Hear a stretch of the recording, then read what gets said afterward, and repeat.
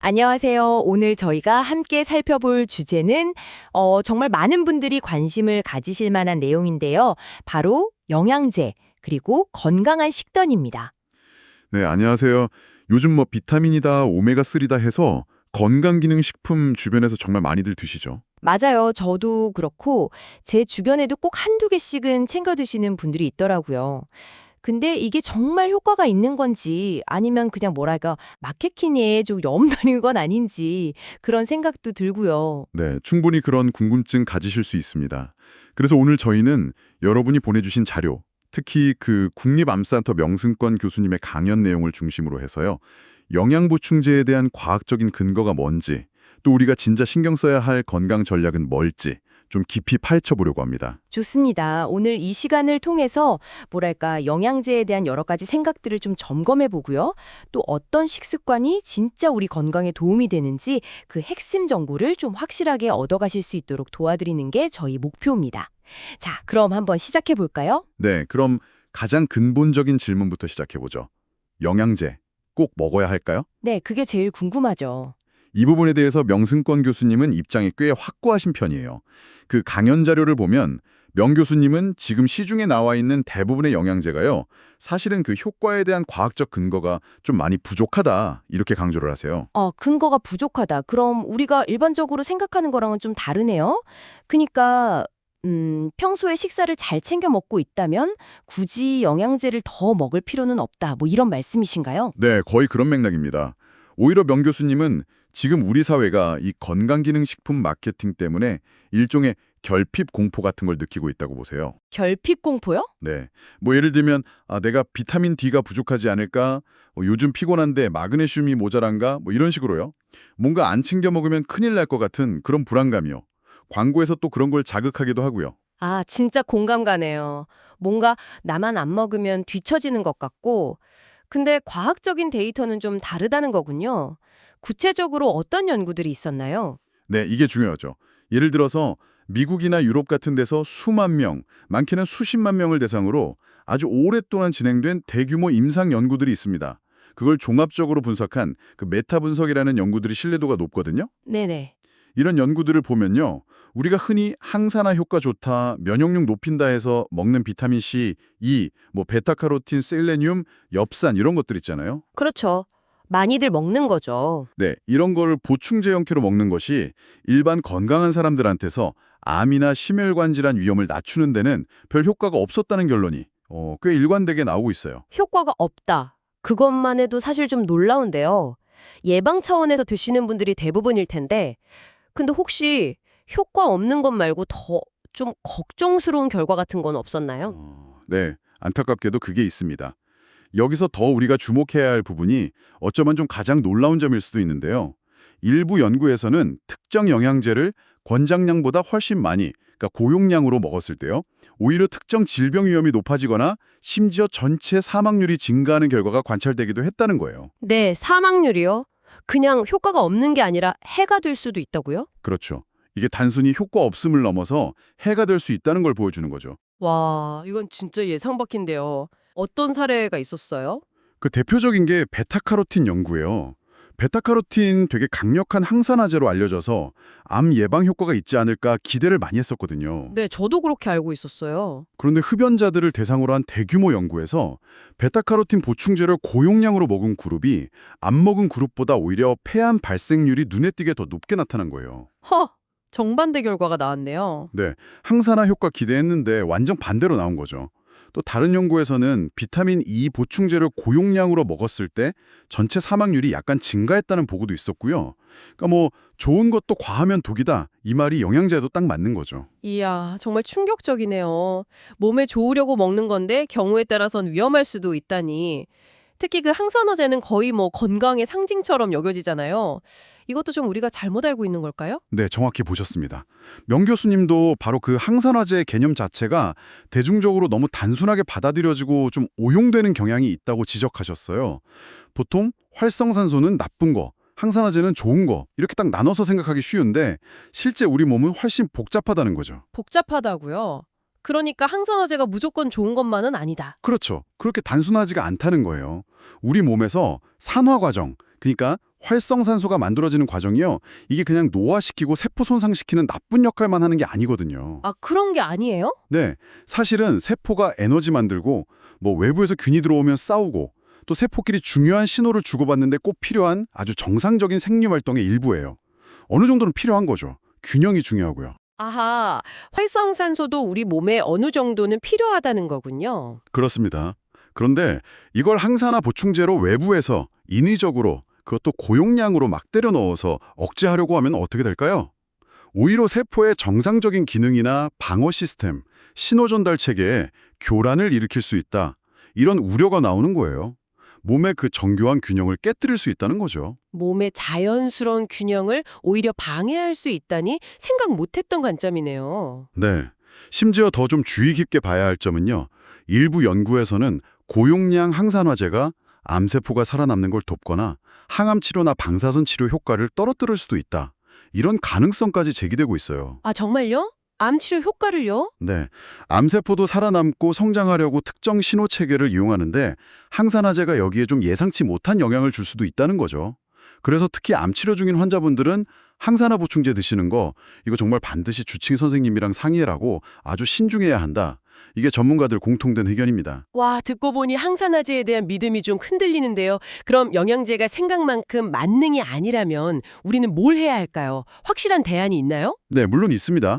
명 교수님뿐만 아니라 세계보건기구, WHO 같은 전 세계 보건 전문가들이 다 같이 강조하는 가장 확실하고 과학적으로도 증명된 대안이 있죠. 오, 그게 뭔가요? 바로 다채로운 색깔의 과일과 채소를 충분히 먹는 겁니다.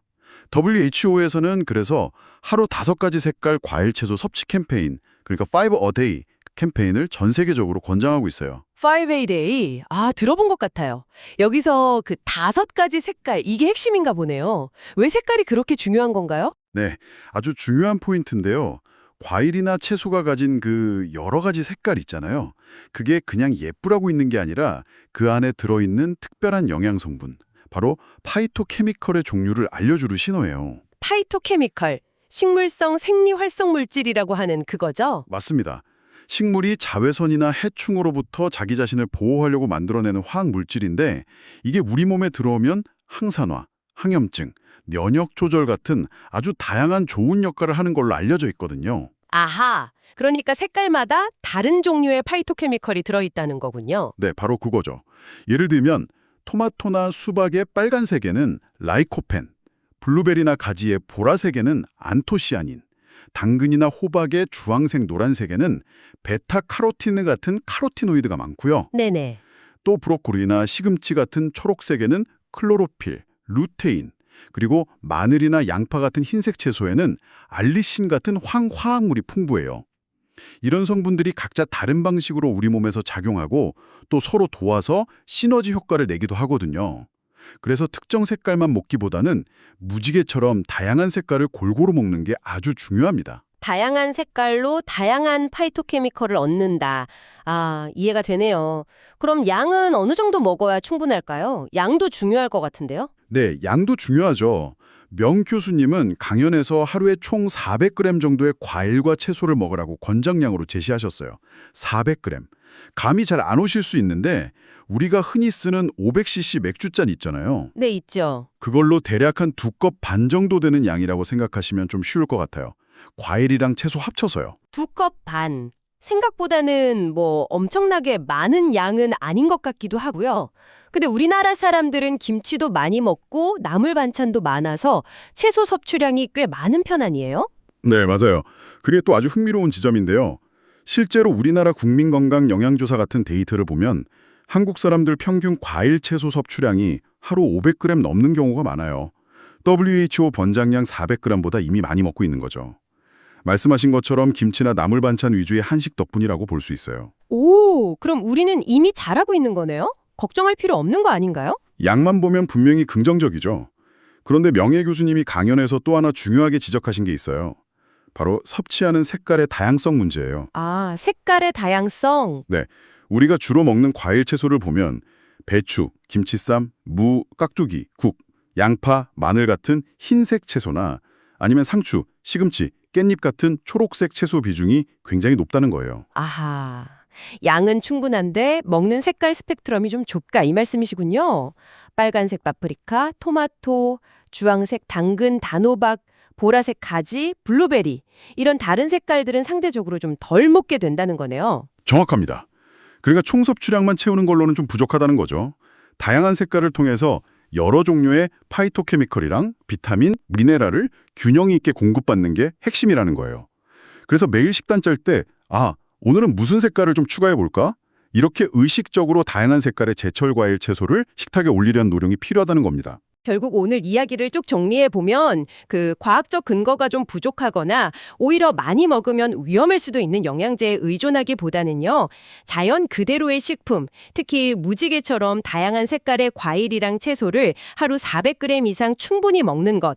이게 가장 확실하고 안전하고 건강한 방법이다. 이렇게 요약할 수 있겠네요. 네, 맞습니다. 명 교수님께서 강연에서 궁극적으로 전하고 싶으셨던 핵심 메시지가 바로 그거예요. 뭐 화려한 광고나 유행에 흔들리지 말고 가장 기본적이면서도 가장 강력한 건강 전략, 그러니까 제철 과일 채소 중심의 균형 잡힌 식단에 집중하라는 거죠. 근데 아까 잠깐 나왔던 얘기 중에 좀 더 궁금한 게 생겼어요. 명 교수님께서 의사 선생님들조차도 영양제에 대한 최신 과학적 근거를 잘 모르는 경우가 많다고 하셨다면서요. 전문가이신 의사분들도 잘 모를 수 있다는 건 좀 의외인데요. 네, 그 부분이 듣는 분들께도 좀 중요한 점일 수 있겠는데요. 이게 특정 의사를 비판하려는 의도라기보다는 현실적인 상황을 보여주는 걸 수 있어요. 의학 지식이라는 게 워낙 방대하고 계속 업데이트되잖아요. 그렇죠. 그래서 모든 의사 선생님이 모든 분야, 특히 영양 보충제 관련 최신 메타불성 연구까지 다 세세하게 파악하고 있기는 현실적으로 어려울 수 있다는 거죠. 또 우리나라 진료 환경상 시간이 짧아서 영양 상담까지 깊이 하기도 좀 어렵고요. 아, 그렇겠네요. 그렇기 때문에 우리 스스로 건강 정보를 접할 때 그게 설령 의사의 조언이라 할지라도 때로는 좀 비판적인 시각으로 이게 정말 근거가 있는 건지 확인하고 질문하는 자세가 필요하다는 걸 다시 한번 생각하게 해주는 거죠. 그렇군요. 어떤 정보든 그냥 받아들이기보다는 근거가 뭔지 한 번 더 생각하고 궁금하면 적극적으로 물어보는 그런 능동적인 자세가 중요하겠네요. 아, 그리고 건강검진 결과 숫자 하나하나에 너무 얽매이지 말라는 조언도 인상 깊었어요. 맞아요.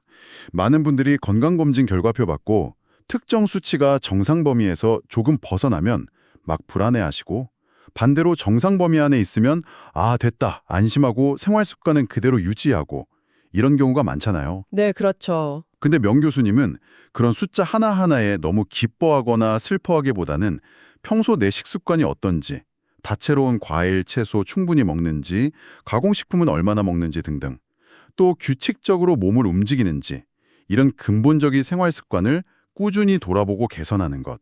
이게 바로 질병을 예방하는 가장 확실한 길, 즉 진정한 예방의학이라고 강조하신 거예요. 건강이라는 게 뭐 영양제 하나, 약 하나로 딱 얻어지는 게 아니라 매일매일의 건강한 습관이 쌓여서 만들어지는 거니까요. 네, 오늘 정말 중요한 관점들을 많이 배운 것 같습니다. 그럼 최종적으로 한 번 더 요약하자면 대부분의 건강한 성인의 경우 영양 보충제를 꼭 챙겨 먹을 필요는 없다. 오히려 다양한 색깔의 과일과 채소를 중심으로 한 균형 잡힌 식단이 훨씬 더 중요하고 안전하다. 이거군요. 네. 그리고 특히 일부 영양제는 고용량으로 먹으면 오히려 해가 될 수도 있다는 점. 이건 꼭 기억하셔야 하고요. 네, 그 점은 정말 꼭 기억해야겠네요. 어쩌면 우리는 뭘 더 먹어서 건강해질까? 이 질문보다는 지금 내가 먹는 것들을 어떻게 더 건강하게 바꿀까? 여기에 더 집중해야 할지도 모르겠습니다. 아기들이 지금 듣고 계신 여러분의 식습관이나 건강보조식품 선택에 어떤 새로운 생각을 던져드렸는지 모르겠네요. 혹시 그동안 그냥 남들 먹으니까 아니면 왠지 안 먹으면 불안해서 습관처럼 드시던 영양제가 있다면 오늘 저희 얘기 들으시고 그게 정말 나한테 필요한 건지 한번 진지하게 다시 생각해보는 계기가 되셨으면 좋겠습니다. 그리고 마지막으로요. 여기서 한 걸음 더 나아가서 우리가 함께 생각해 볼 만한 질문 하나를 던져드리면서 마무리할까 합니다. 네, 어떤 질문인가요? 오늘 저희는 무엇을 먹는가, 특히 그 5가지 색깔의 중요성에 대해 집중적으로 이야기했잖아요. 네, 그렇죠. 그런데 단순히 무엇을 먹느냐를 넘어서 우리가 어떻게 먹는지 그 방식 자체는 우리 건강에 또 어떤 영향을 미칠까요? 먹는 방식이요? 예를 들면 어떤? 네, 가령 이런 거죠. 가능한 한 제철에 나는 신선한 재료를 고르는 거. 또 멀리서 온 수입 농산물보다는 우리 동네에서 난 농산물, 로컬 푸드를 이용하는 거. 그리고 식사할 때 뭐 TV나 스마트폰 보면서 정신없이 먹는 게 아니라 음식의 맛, 향, 색깔, 식감 이런 거에 온전히 집중하면서 천천히 좀 감사하는 마음으로 먹는 습관. 이른바 마음 챙김 식사라고 하죠. 아, 마음 챙김 식사. 네. 이런 식사 방식들이 오늘 얘기 나는 그 다채로운 식단의 영양적인 이점 외에도 소화 흡수도 돕고 심리적인 만족감도 높이고 하면서 건강에 좋은 효과를 더 배가시켜줄 수 있지 않을까 하는 거죠. 와, 정말 흥미로우면서도 중요한 질문인데요. 단순히 영양 성분만 따지는 걸 넘어서 식재료의 신선도, 출처, 그리고 음식을 대하는 태도까지. 이건 오늘 저희가 나눈 내용을 바탕으로 여러분 각자가 삶 속에서 더 깊이 생각해보고 실천해볼 만한 아주 좋은 화두인 것 같습니다. 네, 그런 고민들을 한번 해보시면 좋을 것 같아요. 네, 이 질문을 여러분께 남겨드리면서 저희는 다음 시간에 또 유익하고 흥미로운 탐구로 돌아오겠습니다. 고맙습니다. 네, 감사합니다.